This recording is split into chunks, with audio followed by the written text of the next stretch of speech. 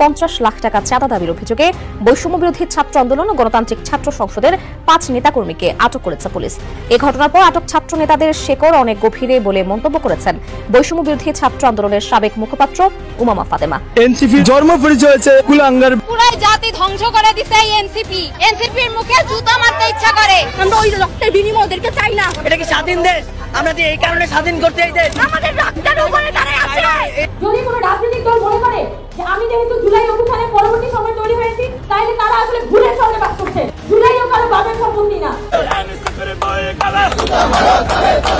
স্টেজে দাঁড়িয়ে বক্তব্য দিয়েছে এনসিপির নেতা, গলা ফাটছে, মাইক কাঁপছে, কিন্তু সামনে কেউ নেই। দিনে দিনে বেহাল দশা হচ্ছে ডক্টর ইউনূসের সমর্থিত এই দলটির। রয়েছে তার পেছনে বৃহৎ কারণ, বর্ণাঢ্যদের টাকা আত্মসাৎ, চাকরি বাণিজ্য ছাড়িয়ে এবার 50 লক্ষ টাকা চাঁদাবাজি করতে গিয়ে হাতে নাতে ধরা পড়েছে এই দলের নেতারা, যা নিয়ে নিন্দার ঝড় তুলেছে ছাত্র জনতা। ছাত্র রাজনীতি বন্ধ করার কথা বলে ছাত্ররা এখন রাজনীতি করে কেন? সাদিক সালাম এখন নেতা, এনসিপির মুখে জুতা মারতে ইচ্ছা করে। তারা নতুন বন্দোবস্তের নামে নতুন বন্দোবস্ত চালু করেছে। সার্জিস হাসনাদের প্রশ্ন করতে চাই, ভাই তোমাদের এই নতুন বন্দোবস্তটা আসলে কি?